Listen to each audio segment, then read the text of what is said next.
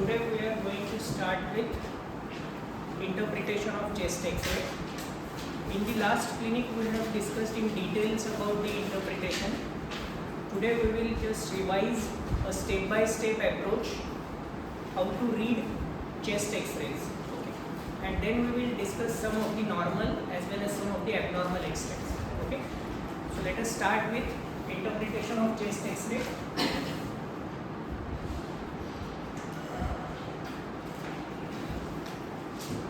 Topic is interpretation of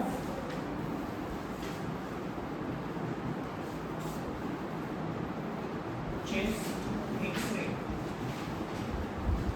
and how we are going to interpret the chest X-ray on the basis of 11-step approach. Okay, so which approach we are going to use? 11-step approach.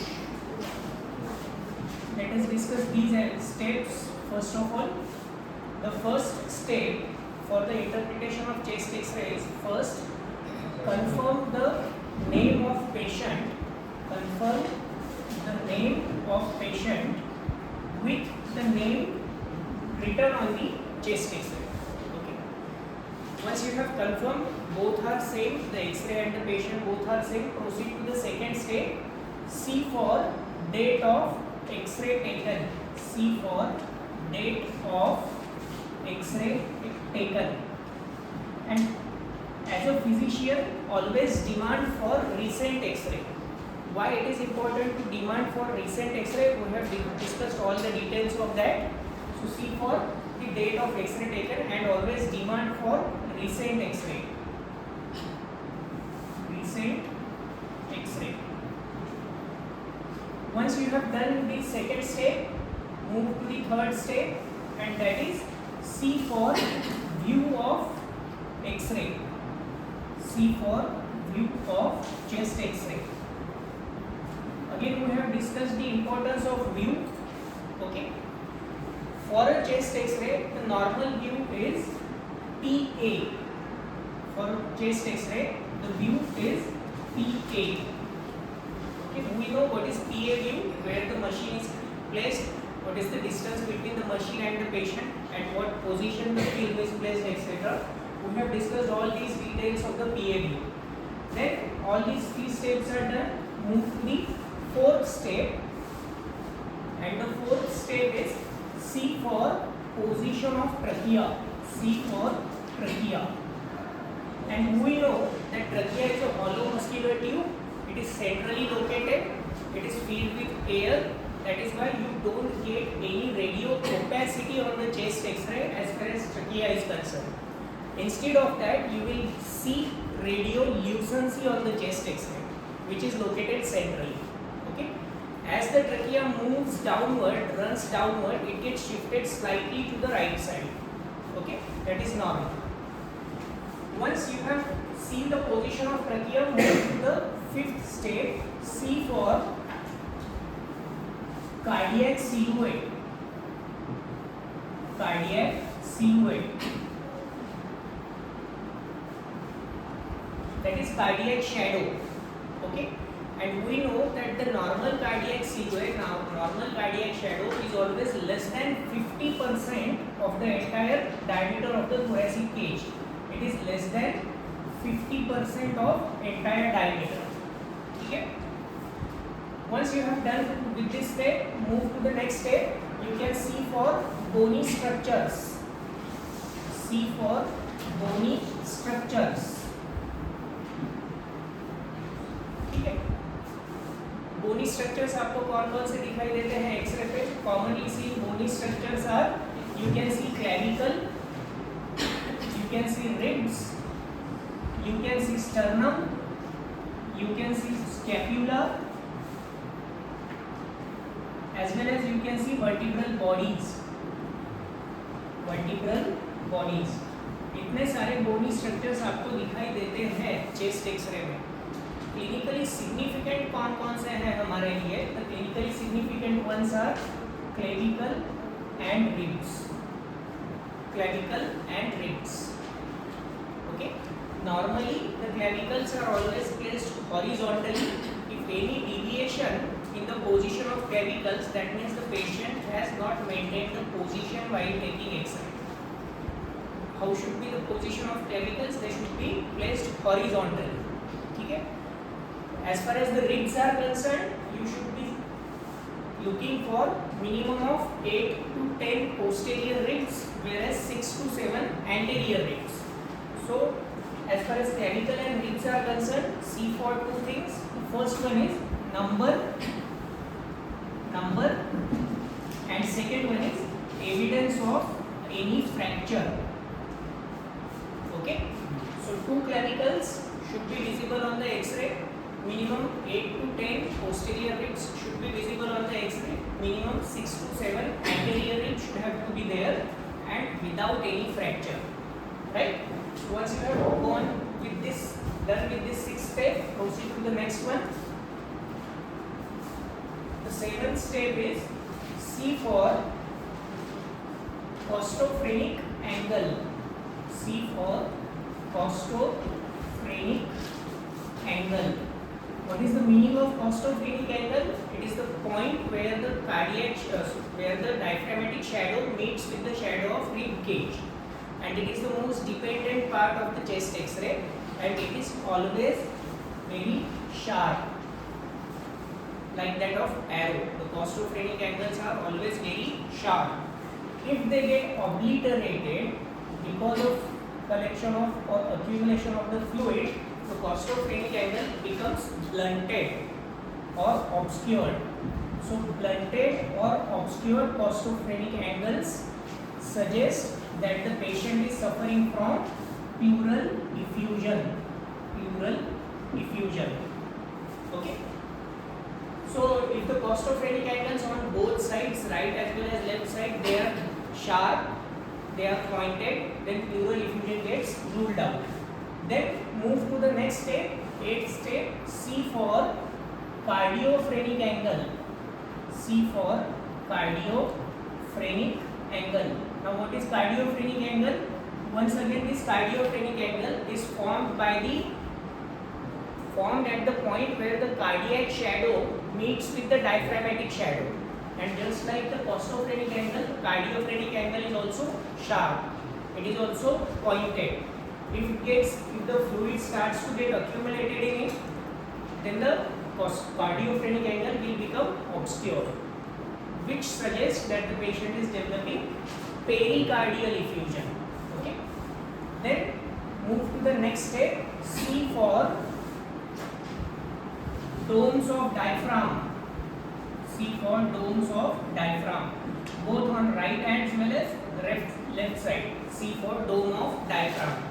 And we know that the right dome of diaphragm is a little bit higher than that of the left dome of diaphragm. This is because the liver is present below the right dome of diaphragm. The second point is, below the right dome of diaphragm, you don't get any radiolucency because there is presence of a solid organ below the right dome of diaphragm. So you don't get any radiolucency below the right dome, but you can get radiolucency below the left dome of diaphragm. This is because of accumulated air in the fundus of stomach. Okay. So what is the importance of seeing for or looking for these domes of diaphragm is, first of all, it will help you in side determination. Okay. The dome of diaphragm which is higher as compared to the other, that will be the right side. Okay. The dome of diaphragm below which there is no radiolucency, that will be the right side of the chest X-ray. Okay. So these domes of diaphragm will help you in side determination of the X-rays. Okay. Once you have done with this 9th step, then proceed to the next step, which is very important and very crucial as far as the diagnosis is concerned. C for lung fields. C for lung fields. And lung fields, compare on both sides, right-sided lung field with the left-sided lung field, and lung fields are radiolucent. As far as there is no pathology present in it, the lung fields are radiolucent. Okay. Once any pathology starts to develop, the radiolucency gets shifted by radio opacity. Okay. You can see radio opacity at the center of lung field. That is because of position of the heart. That is because of heart is present. You can see that radio opacity on account of various bronchovascular structures. Okay, just adjacent to the heart. So the opacity at the center of the chest X-ray can be considered as normal as the heart and the major vessels are present over there. Okay, but if radio opacity is present on the periphery, then it is not normal. Don't consider it as normal. Okay. Similarly, if you get hyperradiolucency, if the X-ray is dark black in appearance or coal black in appearance, if the X-ray is hyperradiolucent, then also don't consider this as a normal X-ray, even though there is radiolucency present. This radiolucency, hyperradiolucency, is on account of accumulation of large amount of air inside it. And clinically this condition is called as pneumothorax. Okay? So see for lung fields and always examine for radiolucency. Any radio opacity suggests pathology. Hyperlucency also suggests pathology. Okay? So once you have done with the 10th step, move to the last step. C for everything else. C for everything else. And everything else means it can be other structures apart from this, like it can be some screws, plates which are placed over there for the fusion of the or the for fixation of the fractures. There can be presence of any foreign body.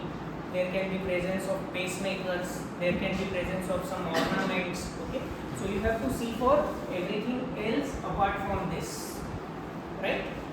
Once you have completed all these 11 steps, then you can conclude. Okay, and in conclusion you have to note down, you have to write down how was the costophrenic angles, what was the position of trachea, how many ribs were visible, and then lastly what will be your impression. Okay, so in that way you have to conclude the interpretation of X-ray. Now let us go with some normal X-rays and then we will proceed to the abnormal X-rays. Okay. So I will close this. If you want, you can write down the notes, write down these points, or we can just move to next point.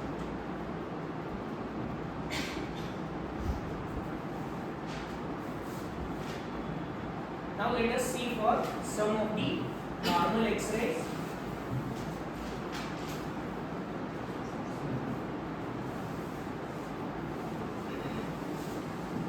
Let us start with this X-ray. Now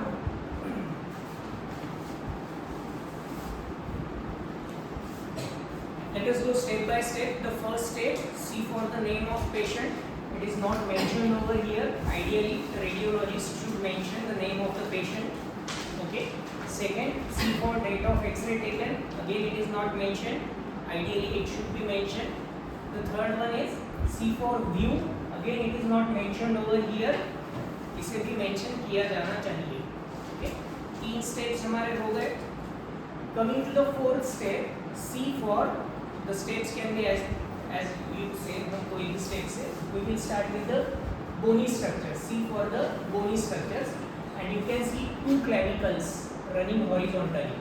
Okay, so 2 clavicles are there. Done. First point is finished, and these clavicles don't have any fracture. Okay, so our first bony structure is okay. We will proceed to the second bony structure, that is the ribs. Okay, how many posterior ribs should have to be present? Minimum of 8 to 10. So let us count these 8 to 10 posterior ribs. Here I can see first rib, first posterior, second posterior, third posterior, fourth, fifth, sixth, 7, 8, 9, 10, 11, 12. I can see more than 10, which is sufficient for me. Okay, that means this is this X-ray is taken correctly. Let us move to the anterior ribs. Here, first anterior, second anterior, third anterior, fourth, fifth, sixth, 7, 8, and 9. More than sufficient anterior ribs are there so that we can proceed with the interpretation of this X-ray. So there are presence of adequate numbers of posterior ribs as well as anterior ribs bilaterally, and there is no evidence of any fractures or dislocations on the ribs. Right? So our fourth step is finished. Coming to the fifth step. Okay. So what is our fifth step? See for position of trachea. Here at the center, you can see a radiolucent area. This one. Okay. This is position of trachea, and you can see just behind this radiolucency there is presence of this radio opacity. This is because of the spinous process of the vertebral column. Okay, and the trachea and the spinous processes, they are aligning with each other. Okay, that suggests that the trachea is situated centrally. Now, as the trachea is running downwards here, you can see that the trachea is getting shifted slightly to the right side. Okay, so see for position of trachea, and as it is running downwards, it is getting shifted slightly to the right side. Okay. There is one more question: how can you differentiate between the sides of this X-ray? How can we say which side is which? What are the points for that identification? Because the technician has again not placed the right and left side on this X-ray. So how can we identify? So there are various clues for it. What you have to do is you have to read the X-ray from front like this, and your right falls on the patient's left side. Okay, if I am standing like this is my left side. Okay, so when I am reading the X-ray like this, my right falls on the patient's left side. So probably this can be a left side of the chest X-ray. What is the confirmation for it? So C for apex, C for the cardiac shadow. The cardiac shadow apex is also falling on the same side. That means it is a left side. Then third one, C for dome of diaphragm.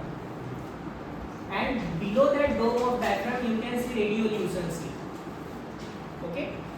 These three signs, my right falling to the patient's left, apex pointing towards the same side, and radiolucency present on the same side, all these signs suggest that this is the left side of the chest X-ray. Okay.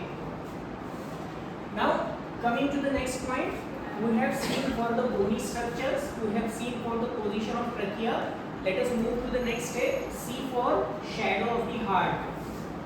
That is called as cardiac shadow or cardiac silhouette. And this cardiac silhouette is always less than 50% of the entire diameter of the thoracic cage. You can look and say that this is less than 50%. There is no need to measure it. Okay? Understood? Now, this portion of the heart, this is called as the apex of the heart, and it is made up of left ventricle. Okay, and this portion on the right side of the chest wall, this is called as the base of the heart, which is made up of right atrium. Okay, so if you see any enlargement on this side, that means the patient is having left ventricular hypertrophy, and if you see any enlargement on this side, that means the patient is developing right atrial hypertrophy. And these conditions, hypertrophies of the heart, they are resulting into a clinical condition. Clinically, we call it as cardiomegaly. Okay, cardiomegaly. There can be multiple causes for cardiomegaly. We will discuss those in CDS. Okay, right? For this lecture, C for cardiac silhouette and rule out cardiomegaly. Okay. Then from this portion of the heart, the major vessels originate from the arch of aorta. This is the arch of aorta, which is turning downwards at this location. At this point, where the arch of aorta is moving down, running downwards, this is called as aortic knuckle. KNUCKLE, aortic knuckle. So C for the cardiac silhouette and C for the size, and rule out cardiomegaly. Then the next point in the cardiac shadow is C for these pointed structures. Here you can see the cardiac shadow is intersecting with the diaphragmatic shadow. Okay, here at this point is called as cardiophrenic angle. Cardiophrenic angle. Once again, the cardiophrenic angles are pointed and they should be pointed bilaterally. दोनों तरफ होने चाहिए, right? Move to the next step then. See for costophrenic angles. What are costophrenic angles? These are the angles made by the point or made at a point where the rib shadow of the rib cage meets with the diaphragmatic shadow over here. Okay, most dependent part. Costophrenic angle. So costophrenic angle on left side, it is sharp, it is pointed, whereas costophrenic angle on the right side, it is also sharp and pointed. That rules out our pleural effusion. Okay, so this is our next step. See for costophrenic angles. Once you are done with this step, then go to the lung fields. See for lung fields. For our convenience, what we do is we divide the lung fields into 4 different portions or parts. The first portion up to the third rib, from here up to the third rib, we will call this portion as the apex of the lungs. Apex of the lungs. In respiratory system, you will see that various diseases are affecting commonly the apex of the lungs. Whereas there are various diseases in which the base or the lower lobe of the lung gets affected very commonly. Okay? So this is the apex of lung, then this is the upper pole of the lung, then middle pole and the lower pole. Okay? Apex, upper, middle and lower pole. So compare the right side, all the 4 poles with the left side and see for whether you get any radio opacity and hyperlucency. Okay? So as far as this X-ray is concerned, you can see small opacities at the center of the chest wall over here, but adjacently to the cardiac shadow. Okay? And this suggests this is normal opacity because of the presence of the vessels. Okay? The radio opacities are absent on the periphery. Okay? So in the conclusion, what we will say, what will be the impression is, as far as this X-ray is concerned, the bony structures on the X-ray appeared normal. The trachea was positioned centrally. The cardiac silhouette was less than 50%. The cardiophrenic angles were bilaterally sharp. The costophrenic angles were bilaterally sharp. The lung fields were radiolucent, and there is no any evidence of fractures of the bony structures. Thus, this X-ray is normal. Okay, this will be our conclusion, right? Understood? Now we will discuss few of the abnormal X-rays. For that, I am going to call you, and you will be interpreting those X-rays, right? Okay? Sure. So one by one, पहले कौन